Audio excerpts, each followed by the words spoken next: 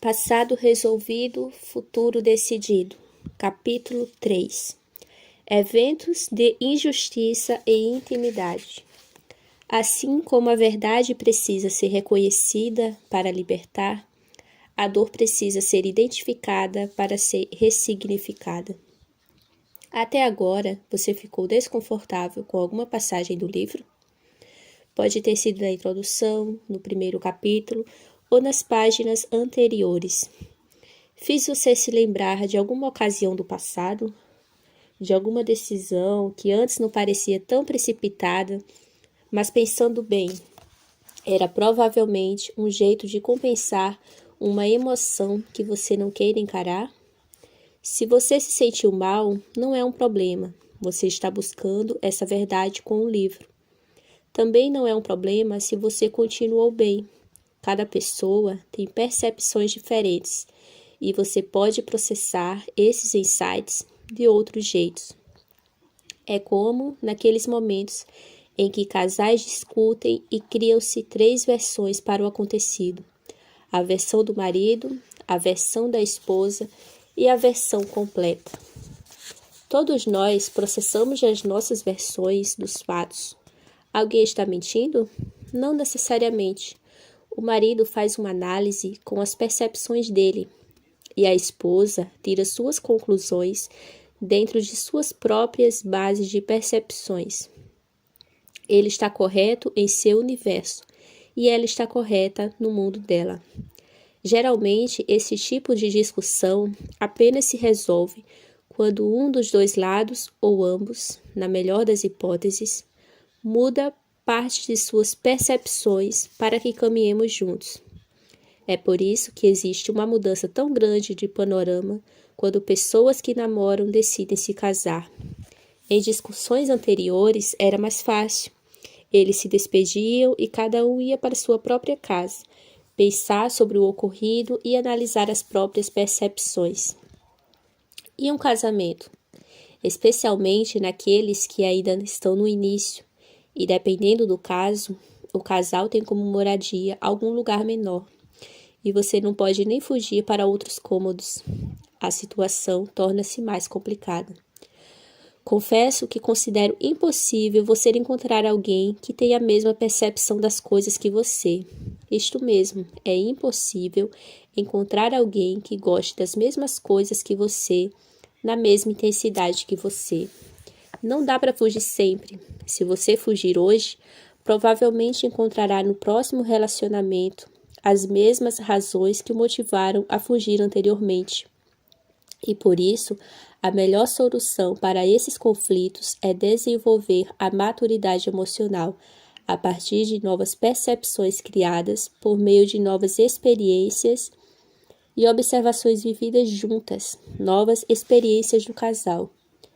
Sua percepção é criada a partir da sua história. Para mudar sua percepção, você precisa escrever uma nova história. Eu quero ajudar você hoje a viver seus melhores dias, criar suas melhores lembranças e fazer no futuro próximo suas melhores escolhas. Suas escolhas emocionais não mudam o ambiente no qual você está inserido, mas a percepção que você tem em relação a ele. No casamento, por exemplo, cada um enxerga determinados acontecimentos de uma maneira. A forma como seu cônjuge fala com você durante um problema pode machucar, mas, sem perceber, esta pode ser exatamente a mesma forma como você se comunica. A diferença é que seu conjunto de palavras, o tom de voz ou a imposição de sua oratória não afetam em nada a outra pessoa. Em um ambiente de trabalho, pode acontecer o mesmo. O chefe que você enxerga como autoritário, energético, cruel, pode não ver da mesma forma. Ele pode se sentir apenas firme, orientador ou focado em resultados. Existem 5 linguagens do amor, e eu sei que você assistiu de curiosidade, mas prometo que entenderemos isso mais à frente. O que você precisa saber agora é que todos nós transitamos nas 5, em momentos diferentes, e existem uma ou duas que sobressaem em cada tipo de pessoa. Para alguns, é a linguagem de afirmação. Quando o marido ou mulher reclama que a mulher ou o homem não o elogia, por exemplo, ela o acusa de ser carente. Ela pode estar cometendo um erro. Ele não é necessariamente carente. Aquela linguagem de amor significa algo dentro dele. E é simples assim. Precisar de afirmação, validação, não significa que você seja necessariamente alguém que está carente. Para minha esposa, por exemplo, os elogios não fazem muita diferença. É bom, mas, se não acontecer, ela nem percebe. Já eu adoro ser elogiado, ainda mais por ela. Quando isso não acontece, eu fico triste. Nessa situação, a maturidade seria ela ser capaz de alinhar suas percepções para compreender minhas necessidades emocionais. E para uma relação dar certo por muito tempo, os dois lados precisam fazer o mesmo, até porque o melhor relacionamento é aquele em que ambos colocam as necessidades do outro acima das suas, sem mudar quem realmente são, e se comunicando não em sua linguagem, mas naquela que é bem recebida pelo outro.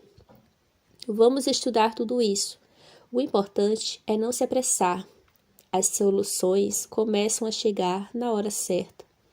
O melhor seria que você tivesse aprendido todos esses conceitos ainda na infância. Como não aprendeu, agora vai precisar esperar mais um pouco, mas garanto, a solução virá e a espera vai valer a pena. A origem da dor. As dores passadas são a origem de muitas escolhas erradas em nossas vidas, e enfrentá-las parece difícil, como entender o que nos marcou e machucou, deixando programações emocionais das quais sequer temos consciência. Chegou a hora de tratar as feridas geradas pelos eventos que provocam dor. Tais eventos serão, daqui para frente, chamados de eventos de injustiça. Para uma criança, uma simples ameaça pode ser considerada um evento de injustiça. É comum no esforço de educar as pessoas ameaçarem as crianças. A exemplo do filho que não vai dormir depois de ser mandado para a cama, e a mãe ou o pai ameaça de perder o videogame. A ameaça não ensina que determinado comportamento é errado, apenas que não convém fazer enquanto existir a possibilidade de punição. Quanto menos pressão externa a orientação ou movimentação de fazer tiver, mais eficaz será. Aquele que concorda contra sua vontade continua com a mesma opinião. A ameaça pode gerar estímulo de dor, é inconsciente. A criança não sabe que ela foi gerada e, por não saber, não tem como procurar ajuda para entender o que aconteceu dentro de si quando foi ameaçada. E essa ameaça pode, por mais simples que pareça, gerar consequências devastadoras no crescimento dessa criança e em suas escolhas na vida adulta. Um exemplo disso é o que aconteceu com um cliente. Ele e sua mãe estavam em um evento com muitas pessoas aglomeradas e, de repente, ele se perde da mãe.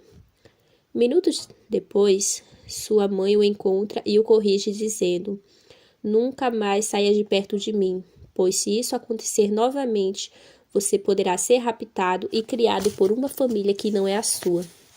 Para a mãe, aquilo foi apenas um alerta, uma orientação, mas para o filho soou como ameaça. A partir daquele dia, a criança desenvolveu habilidades para aumentar seu foco e não ter mais risco de se perder. Ocorre que, para aumentar o foco, ela se tornou introvertida. Uma coisa leva à outra. A extroversão impede que você tenha tanto foco, e quando o foco, concentração, é mais importante, é comum nos tornarmos mais introvertidos. Seu perfil comportamental foi desenvolvido a partir deste evento que chamamos de evento de injustiça. E na idade adulta, ele fez escolhas profissionais que tinham relação com seu perfil comportamental. Porém, seu perfil havia sido criado a partir de um evento de injustiça. Suas escolhas fizeram com que ele tivesse uma sensação de que aquilo que ele fazia profissionalmente não era leve, e sim muito pesado. Com esse exemplo, dá para entender que é mais fácil errar do que acertar. E para acertar, você precisa da orientação que ainda não tem, para fazer o que ainda não faz, para conquistar o que ainda não conquistou. Daqui para frente, você pode fazer isto. Sabe por quê? Porque agora você tem um coach. Você deve estar se perguntando, mas o que você orienta em um caso como esse? Simples, assim como o meu cliente que precisava da orientação da mãe sobre o que tinha acontecido, todos nós precisamos, porém, essa comunicação somente será assertiva quando for transmitida considerando as percepções do ouvinte, suas necessidades e sua linguagem. Suas escolhas serão as melhores escolhas quando você tiver sua identidade revelada. E para isso, precisa se libertar das dores emocionais, que talvez nem saiba que existam, mas que hoje impedem você de ser quem nasceu para ser. A Bíblia diz em João 3,32: E conhecereis a verdade, e a verdade vos libertará. Porém, antes de libertar, a verdade tende a causar constrangimento. Esse constrangimento aumenta o seu nível de comprometimento com uma vida melhor. Se você não sente constrangimento com algo, não sente vontade de mudar isso, com qualquer pessoa que, diante de um comportamento tóxico, obtendo sucesso diversas vezes, torna-se um especialista naquilo e jamais terá vontade de encerrar aquele comportamento. Quando a verdade é revelada ou confessada, ela primeiro sentirá um constrangimento muito grande, mas, ao mesmo tempo, a libertação e a oportunidade de começar de novo, para quem já se achava muito enredado nas próprias escolhas erradas. Eu acredito que sem constrangimento, nenhum comportamento será mudado. Pior do que isso, essa falta de constrangimento aumenta o nível de satisfação dentro da zona de conforto. Quando a pessoa é finalmente confrontada em seu comportamento tóxico, ela se torna dissimulada, achando que todos os outros em volta dela estão enganados. Assim, ela se torna uma pessoa teimosa, porém não se vê assim. Ela acredita que é apenas persistente. Qual a diferença entre o teimoso e o persistente? Ambos permanecem firmes em seu objetivo, porém o teimoso, diferentemente do persistente, não conhece a verdade a respeito de seus comportamentos, motivações e propósitos. O nível de indiferença torna-se tão grande que a pessoa passa a viver em sua própria fantasia. O evento de injustiça. O evento de injustiça é criado a partir de nossas percepções diante do ocorrido. Não importa a idade ou situação, e sim nossa percepção. Por isso, muitas pessoas que passaram pelo mesmo evento não tiveram esse evento registrado em suas lembranças conscientes ou inconscientes como eventos de injustiça. Assim como a verdade precisa ser conhecida para libertar, a dor precisa ser identificada para ser ressignificada. A dor que você precisa conhecer é a dor que entrou em sua vida por um evento de injustiça. Entender este evento depende da percepção de cada um. Ela pode ser algo extremamente pesado, como a traição de alguém em quem você confiava, a morte inesperada de um ente querido. A traição e a morte podem ser um evento de justiça. Pode ser uma fechada de trânsito que resultou em um acidente seguido de fuga. A batida de carro seguida de fuga também pode ser um evento de injustiça. Você é ferido e não tem uma resolução, nem uma explicação, nada. Fica com todas as consequências do ato de outra pessoa em um circuito fechado de dor que não tem para onde sair. O filho de pais separados que acreditou que a culpa da separação era dele próprio. Tem aí outra dor causada por um evento de injustiça, a falsa culpa. Ele pode se sentir responsável por tudo que acontece em seu ambiente. Ao ver a infelicidade dos pais e sua família ruindo, pode experimentar uma sensação de culpa. Esses 3 exemplos são muito destoantes em termos de profundidade, certo? Pode parecer loucura comparar o trauma de uma separação com um simples acidente de trânsito, e é justamente essa a minha intenção. Em primeiro lugar, você precisa entender que eventos de injustiça não precisam ser imensamente profundos para causarem dor e traumas. Basta que eles afetem suficientemente aquela pessoa para isso. Para além disso, é importante entender que a vítima do evento de injustiça também não tem controle sobre esse acontecimento. É algo que acontece no seu entorno, no contexto social de sua existência. O evento de injustiça é uma semente que encontrou dentro de você um solo fértil para brotar e crescer. O motivo é simples. Você não colocou uma barreira para a semente entrar. Essa semente cria raízes que sobem e transformam-se em caules, que rendem flores e frutos, que irão cair e gerar outras sementes e colonizar sua vida em um ciclo que nos próximos capítulos vamos chamar de ciclo de autossabotagem. Evitar esse trauma não é impossível. Se a pessoa tivesse a capacidade de blindar a mente, tudo estaria em paz. Mas, infelizmente, não somos ensinados a fazer isso desde pequenos. Pior, não nos ensinam isso nem mesmo quando adultos. E é por isso que estamos aqui tendo esta conversa. Existem 9 mudanças de comportamento para conseguir blindar a mente. E sem uma orientação adequada, é bem provável que você não tenha desenvolvido as habilidades emocionais necessárias para blindar a mente, sua mente, de eventos de injustiça e impedir que lhe causem dor e dê origem ao ciclo de autossabotagem. É por isso que não apenas é preciso ressignificar os eventos de injustiça do passado, mas blindar a mente no presente, para impedir que os eventos de injustiça do futuro criem um novo processo de autossabotagem. O motivo para isso é simples. Os eventos de injustiça não irão parar de acontecer. Você não tem poder para impedir eventos de injustiça, mas pode decidir como vai se sentir diante deles. Não é o que aconteceu com você que define quem você é, mas como você se sentiu quando aconteceu. Ciclo de autossabotagem.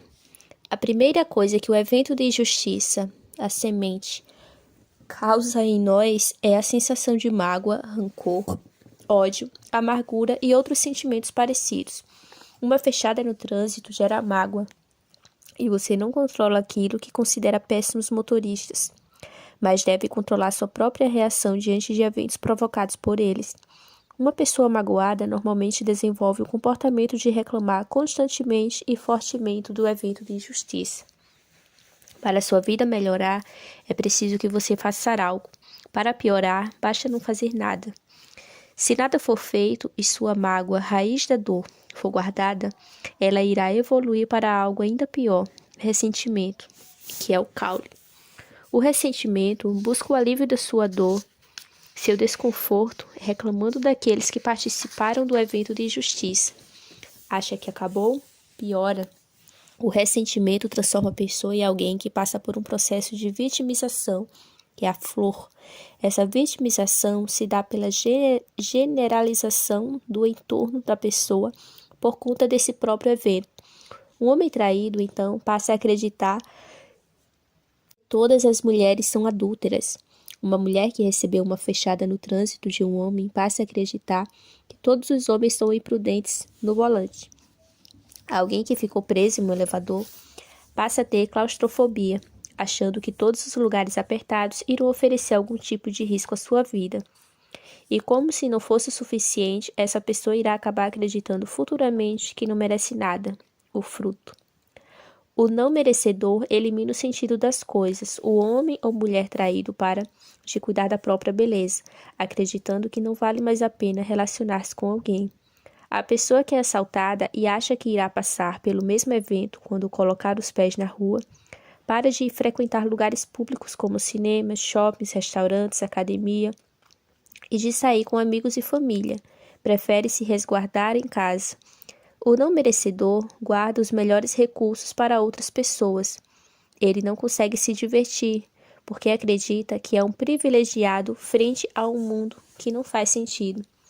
E tudo isso acontece, na maioria das vezes, inconscientemente. Essa soma de fatores acaba de forma muito triste a autossabotagem, uma nova semente que elimina toda a possibilidade de uma ação assertiva. Você não deixa de fazer as coisas, mas toma as decisões erradas e perde o time das oportunidades. Você sabe o que tem que ser feito, mas não consegue fazer, pois saber exigir de você habilidades cognitivas, fazer o que tem que ser feito exige de você habilidades emocionais. Saber que fez errado, mas não teve habilidade emocional para executar o que deveria ter feito certo, pois suas habilidades emocionais não foram desenvolvidas por influência de um evento de injustiça. Esse evento de injustiça lançou um estímulo de dor que encontrou em sua mente solo fértil e lá prosperou, pois não encontrou resistência, habilidades para blindar a mente, até construir um ciclo de autossabotagem que o levou a desenvolver comportamentos tóxicos que o impedem de viver a vida que você merece. Conheci um rapaz que sofria de um problema de disfunção sexual, que se apresentava unicamente em relacionamentos amorosos, no caso de relacionamentos sexuais esporádicos com pessoas por quem ele não sentia nada além de atração. Seu corpo funcionava perfeitamente bem, porém, quando um desses relacionamentos se tornava algo mais íntimo e duradouro, ele não conseguia funcionar. O pai desse garoto traiu sua mãe com todas as pessoas possíveis e não tinha relações sexuais com a mãe. Ainda quando criança e sem entender bem o que acontecia, ele passou a observar isso e sua mente passou a operar de uma maneira similar, dentro da sua própria vivência, bloqueando-se sexualmente quando estava apaixonado. Ele funcionava bem com mulheres ocasionais, mas com as que se tornavam íntimas, não. Era uma repetição do que ele observou, mesmo sem perceber, em seu pai. Ele cresceu vendo o pai manter relacionamentos sexuais ativos esporádicos e com mulheres desconhecidas, mas não se mantinha ativo sexualmente com a mulher com quem tinha se casado. Ele não podia voltar ao passado, mas precisou ressignificar a dor que seu pai o fez sentir. Sua disfunção sexual não foi transformada entrando em uma máquina do tempo, voltando ao passado, mas o presente e o futuro se alteraram pela ressignificação.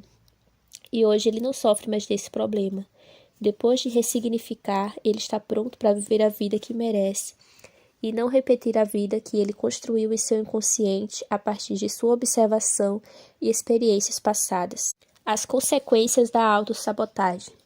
Existem muitas possíveis consequências para um ciclo de autossabotagem, porém, 3 delas são comuns em 90% dos casos que já atendi. É hora de entendê-las. Primeiro, aproximar-se de pessoas com características semelhantes àquelas que provocaram um evento de injustiça. Exemplo, mulher troca de namorado com muita frequência. Foi traída muitas vezes, mas cada vez arruma outro igualzinho ao anterior, com os mesmos comportamentos. O homem tem um chefe difícil de agradar, mas não é que esse chefe é igualzinho ao seu pai? 2. Adotar as características do agressor, repetindo seus comportamentos. Exemplo, um homem que abandona sua família, mas foi exatamente isso que ele prometeu não fazer, pois seu pai havia feito a mesma coisa e ele sabia o quanto poderia ser doloroso para todos. 3. Mudar de fase somente com o auxílio de um resgatador.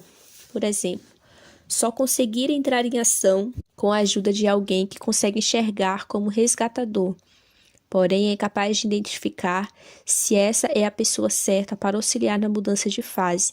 Acaba ficando vulnerável ao discurso do resgatador e se encanta a ponto de acreditar em tudo. Coincidência ou autossabotagem?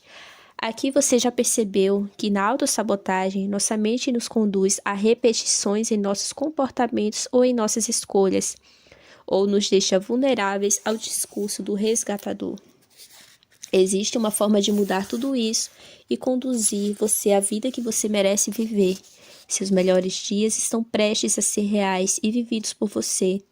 Mas o que fazer para isso acontecer? A solução está no ressignificar. Assim como está escrito em Romanos 12, 2, não se amoldem ao padrão deste mundo, mas transformem-se pela renovação da sua mente, para que sejam capazes de experimentar e comprovar a boa, agradável e perfeita vontade de Deus. O ressignificar vai renovar sua mente e devolver sua identidade e capacidade de desenvolver seus melhores comportamentos e conduzir você para melhores assertivas escolhas, a fim de viver uma vida que será contada pelos que vierem depois de você. Entenda, certas pessoas passam por eventos iguais, mas não são afetadas da mesma maneira. E é a percepção de passado e de futuro de cada uma delas que irá transformar isso em um possível evento de dor, ou no melhor dos casos, em um evento positivo. E os eventos de dor, quando são de injustiça, podem criar raízes nos comportamentos emocionais de alguém pelo resto da vida. Os níveis de intimidade. Normalmente, a área em que mais somos feridos é aquela em que mais podemos contribuir para a sociedade. O que mais nos incomoda nos outros é aquilo que mais faz sentido em nós. As coisas ruins não existem para literalmente nos matar, e sim para matar aquilo que há de bom dentro de nós. É aí que perdemos o sentido de nosso futuro, que nada mais é do que o sentido da vida. Eventos de dor, que também podemos chamar de estímulos negativos, não são criativos, são repetitivos e pouco originais, e provocam consequências repetitivas. É fácil identificar o que precisa ser ressignificado em seu passado e a partir de comportamentos atuais. Pense no que aconteceu de ruim hoje e entenderá o motivo olhando para o ontem. A única coisa criativa em nossas vidas é o bem. Estímulos positivos fazem com que a sua criatividade aflore, a sua capacidade de resolução de problemas, mudanças que nos fazem caminhar para frente, a capacidade que um evento do passado tem de influenciar positiva ou negativamente seus pensamentos, emoções ou sentimentos está relacionada à sua percepção, conforme explicado anteriormente. Porém, sua percepção é fortemente influenciada pelo nível de intimidade que a pessoa que participa do evento tem com você. Mudar de fase. Mudar de fase é ser capaz de vencer o desafio da fase atual e ser merecedor da recompensa. Porém, essa vitória depende exclusivamente dos recursos que você possui hoje e não daqueles que possuirá na fase seguinte. Vencer hoje não é uma questão de quando eu tiver isso, aí sim serei capaz. Quando ele e ela me entender nisso, quando meu filho me obedecer. Para vencer, você precisa ser sua melhor versão na fase atual, com os recursos que você tem hoje.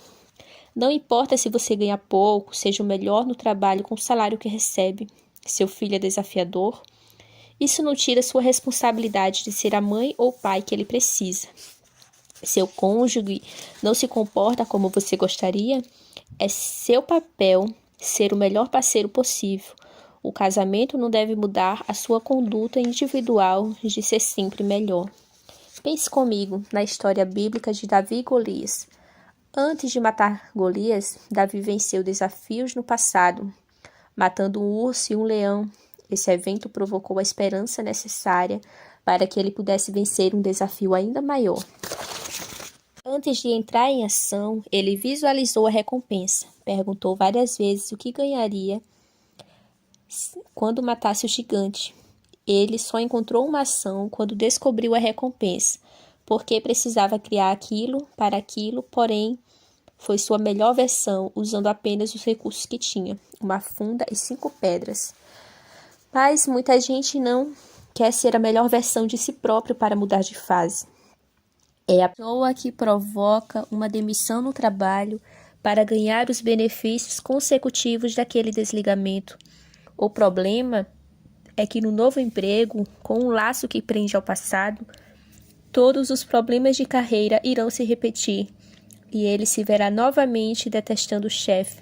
Mudaram as pessoas e o local, mas a percepção da pessoa continua a mesma, só que ela acha que é o mundo, na verdade, que continua o mesmo.